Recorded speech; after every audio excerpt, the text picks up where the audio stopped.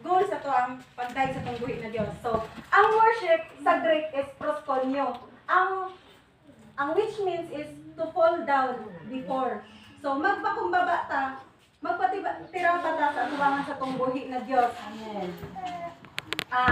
The other Greek word of worship is therapio, which the word came from therapy. Kinsa may nagatuo nga pinaagi sa imong pag-worship, mahil ka. Amen. Kinsa may nagatuo nga kinang grabe ang imong kasubo sa imong kinabuhi pero pinaagi sa pag-worship, nagkaado na kay kalinaw.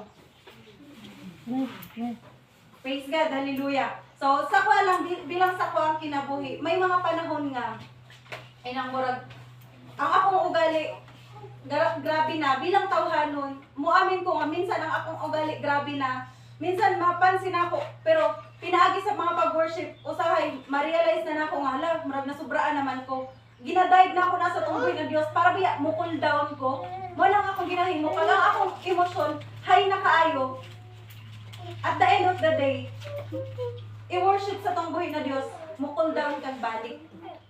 Kanang usahay, bilang tawhanon nimo, ang inabiya, ang imong temper, ang imuhang kuan grabe na, mugawas na siya, tungod kay, minsan ma-realize na ako, kana ang mga panahon kulang sad ko sa worship.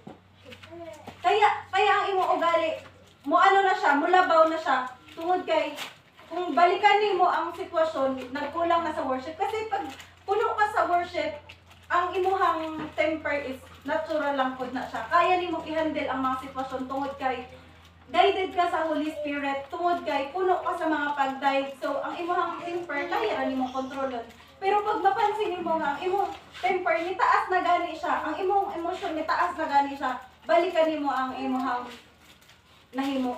O puno ka pa ba sa worship? Puno ka pa ba sa pagbasa sa Bible or naglacking ka na? Nauna na nimo ang ibang bagay. Like sa ko, minsan, mabisi na sa mga butang, niining kalibutanon na mga butang.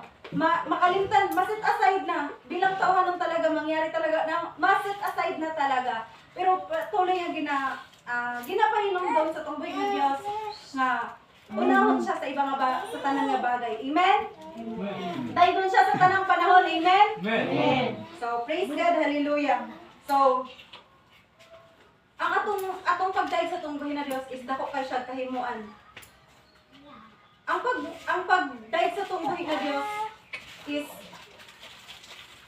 ginadala ka sa into a deeper connection nga to sa tungboy na Diyos.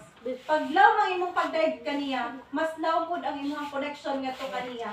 Mahibong ka na lang nga, wala pa man nimo nagi inang murag giplanuhan pa lang nimo nga pangayoon pero naabot na. May mga prayer ka nga naa na gihatag na sa tungboy na Dios. May mga kailangan ka nga gi-provide na niya. Tungod kay ang imong connection sa iya is deeper na siya. Pero pag kanang murag layo-layo ka